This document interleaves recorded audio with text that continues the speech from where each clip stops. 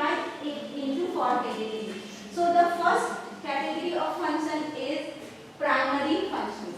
Money का जो पहला कैटेगरी का फंक्शन है that is primary function. प्राथमिक कार्य. मुद्रा का प्राथमिक कार्य क्या है? प्राइमरी फंक्शन क्या है? So प्राइमरी फंक्शन जो है सबसे मेन इंपॉर्टेंट फंक्शन होता है हमारे पास. Okay, so under the primary function money as a medium of exchange. पहला उसका प्राइमरी फंक्शन क्या है? Money can be used as medium of exchange. Money को हम लोग मीडियम ऑफ एक्सचेंज के रूप में यूज करते हैं. Okay, so money act as a mode of exchanging goods. किसी भी चीज को हम लोग एक्सचेंज करना है, खरीदना है, बेचना है, सो मीन्स ऑफ एक्सचेंज, तुम्हारा विनिमय का माध्यम के रूप में हम लोग मुद्रा को यूज करते हैं. क्योंकि बार्टर सिस्टम में ये इशू था, जो तुम्हारा वस्तु विनिमय प्रणाली थी, बार्टर इशूज था, बार्टर सिस्टम था, उसमें प्रॉब्लम था. किस तरह का प्रॉब्लम था? Double coincidence of funds.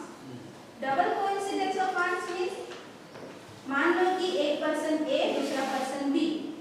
Person ए को कपड़ा लेना है और पर्सन बी को बर्तन लेना है.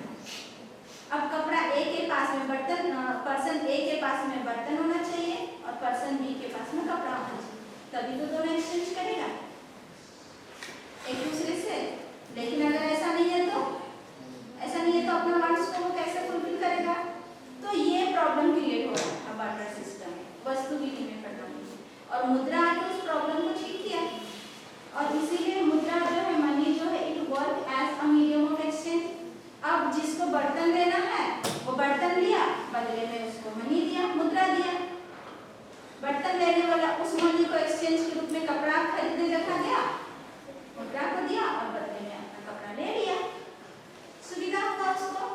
सो मनी का प्राइमरी फंक्शन क्या है? Money work as a medium of exchange. Okay, and it also provide a freedom of choice purchasing of goods. That means यहाँ पर वो बाध्यता नहीं है कि तुमको कपड़ा और बर्तन ही लेना है. अगर मुझे उससे और भी शूज लेना है, बैग्स लेना है, मेरे पास में मनी है तो हम शूज का दुकान में जा सकते हैं, बैग्स का दुकान में जा सकते हैं और खरीद सकते हैं. दैट मीन्स मुझे इससे क्या मिल रहा है? फ्रीडम मिल रहा है, चॉइस का फ्रीडम. जो मुझे मर्जी उस चीज को मैं एक्सचेंज के तौर पर ले सकती हूँ मनी. तो ये इसका मेन फंक्शन है. Okay, medium of exchange, first function. Second primary function is money as unit of value. Okay, unit of value. Money जो है तुम्हारा मूल्य का मापक के रूप में काम करता है. किसी भी गुड्स और सर्विस के लिए हम लोग कितना पैसा देंगे? एक मूल्य का माप होना चाहिए ना, तुम्हारा यूनिट ऑफ वैल्यू होना चाहिए. इसी के बिहाफ में we can calculate exchange rate between two goods. अब दो गुड्स है, उसके बदले में हम लोग एक्सचेंज रेट को डिसाइड कर सकते हैं, क्योंकि मनी के थ्रू हम लोग यूनिट ऑफ वैल्यू को कैलकुलेट कर सकते हैं. यूनिट ऑफ वैल्यू को कैलकुलेट करने के लिए हम लोग उसको मेजर कर सकते हैं. और किसी भी गुड्स का वैल्यू को हम लोग किससे मेजर करते हैं? जब किसी भी गुड्स और सर्विस का वैल्यू को प्राइस के रूप में इंडिकेट कर दिया जाए. जब उसको प्राइस के रूप में इंडिकेट कर दिया कि चलो तुम एक कप चाय पियोगे तो उसके लिए तुमको 10 रुपीज देना पड़ेगा. तो अब कप ऑफ टी का प्राइस क्या है? 10 रुपीज. ठीक है, that means a cup of T से तुमको 10 रुपीज के बराबर का वैल्यू मिल रहा है. तो हम लोग एक कप चाय को 10 रुपीज में इंडिकेट कर रहे हैं, मेजर कर रहे हैं. तो इस तरह से मनी के थ्रू हम लोग क्या कर सकते हैं? मेजर कर सकते हैं. किसी भी गुड्स और सर्विस का जो वैल्यू है उसको मेजर कर सकते हैं. जब हम लोग उस गुड्स और सर्विस का वैल्यू को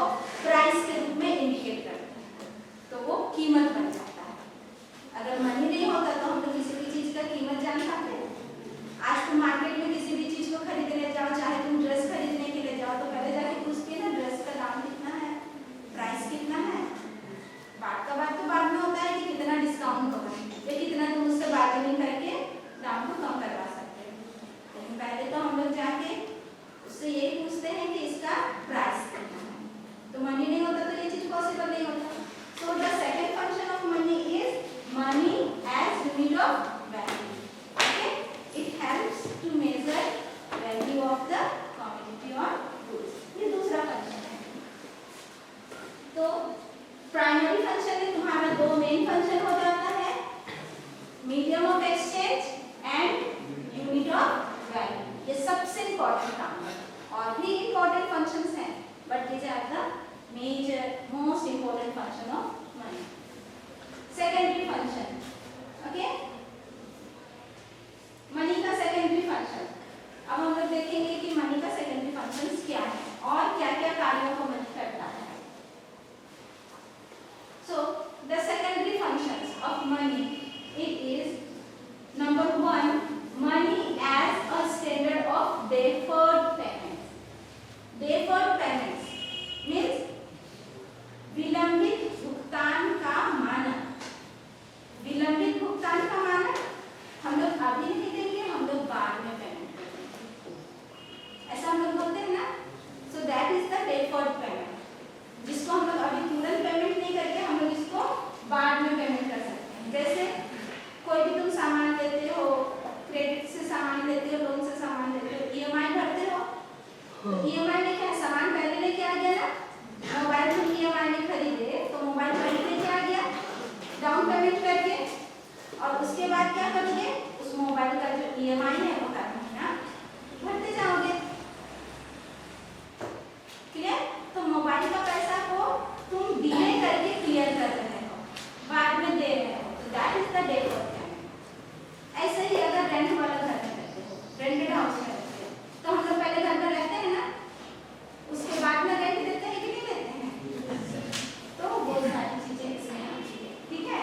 तो इसमें हम लोग देखते हैं सेकेंडरी फंक्शन में money as a standard of deferred payment means we can make payment in future.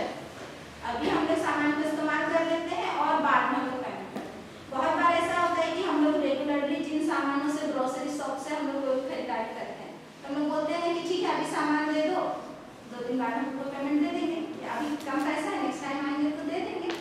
So deferred payment हम लोग विलंबित भुगतान करते हैं कि नहीं करते हैं ना। डेफर्ड पेमेंट है, इसीलिए हम लोग क्रेडिट ले सकते हैं, कर्ज ले सकते हैं, लोन ले सकते हैं कि अभी मुझे पैसा दे दो, मैं इसको बाद में धीरे धीरे करके चुका दूंगा। अगर मनी का ये फंक्शन नहीं होता तो क्या ये चीजें पॉसिबल हो पाती? नहीं हो पाती। Okay, so money as a standard of deferred payment. Next, money as a store of value. Money को हम लोग वैल्यू के रूप में स्टोर कर सकते हैं over a period of time. अब बैंक में तुम लोग जाते हो और एफडी करते हो, फिक्स डिपॉजिट करते हो, क्यों करते हो? मनी को स्टोर करने के लिए। तो अभी मेरे पास में जो मनी है, इसका जो वैल्यू है, इसको हम एफडी के रूप में बैंक में रख देंगे। 10 साल बाद में एफडी पूरा होगा, उस समय में पैसा इसको निकालूंगा एंड देन हम इस मनी का वैल्यू को यूज करेंगे, उस समय हम इसका इस्तेमाल करेंगे। तो मनी को हम लोग स्टोर कर सकते हैं, वैल्यू को स्टोर कर सकते हैं। अभी खर्चा नहीं करना है, then convert it into other form. कोई दूसरा फॉर्म में तुम इसको कन्वर्ट कर लिया, सब्स्टिट्यूट फॉर्म में कन्वर्ट कर लिया, बैंकिंग इंस्टीट्यूशन में, बैंकिंग इंस्टीट्यूशन में, और जब तुमको जरूरत पड़ा देन आगे तुम इसको इस्तेमाल किया। तो इस तरह से मनी को हम लोग, मनी का वैल्यू को हम लोग स्टोर कर सकते हैं। स्टोर करने का मेन पर्पस क्या होता है? वेल्थ क्रिएट करना। हर कोई चाहता है कि धन जमा करे, वेल्थ क्रिएट करे, ठीक है, फॉर फ्यूचर यूज, भविष्य के लिए। ठीक है, भविष्य में बहुत सारे अनसर्टेनिटीज होते हैं, किसको नहीं पता है कि तबीयत खराब होगा, कोई इमरजेंसी खर्चा आ जाएगा, कोई घर में बड़ा फंक्शन होगा, सबके लिए तो पैसे चाहिए। सो वी स्टोर वैल्यू, ठीक है। मनी का ये फंक्शन है स्टोर ऑफ वैल्यू, तब जाके हम लोग मनी को स्टोर कर सकते हैं for future use.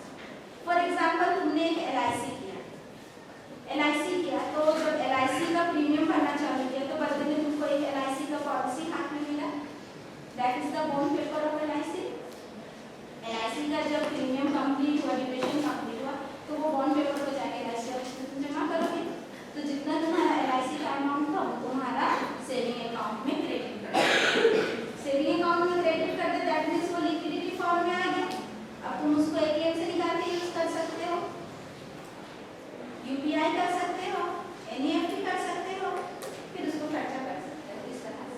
So money as the most liquid of all liquid assets. Another is basis of the credit system.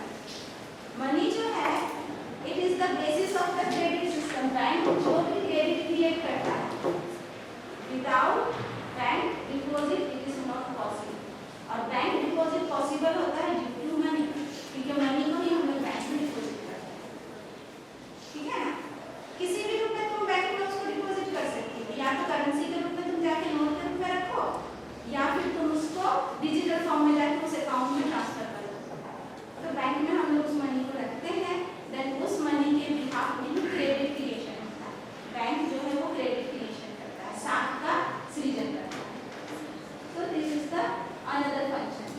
Next is equaliser of marginal utilities and productivity. Money के through क्या किया जा सकता है? Marginal utility को equal किया जा सकता है। जो भी कस्टमर होता है, कस्टमर क्या करता है? With the help of money he tries to get maximum utility by purchasing different kinds of goods and services. Equity marginal utility theory हम लोग पढ़े ना, उसमें हम लोग देखें कि किस तरह से वो मनी को डिफरेंट गुड्स और सर्विसेज में खर्च करता है ताकि उसको मैक्सिमम यूटिलिटी मिले। So it is possible due to this function of money. Clear?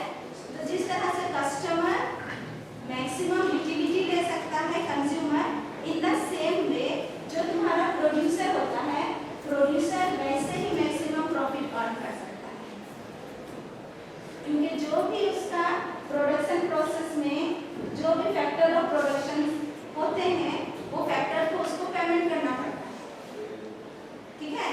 तो फैक्टर ऑफ प्रोडक्शन के थ्रू जितना भी उसका प्रोडक्शन होता है, उस प्रोडक्शन से जो उसको रिटर्न आता है, उसी रिटर्न को दोबारा से वो क्या करता है? फैक्टर ऑफ प्रोडक्शन को डिवाइड करता है।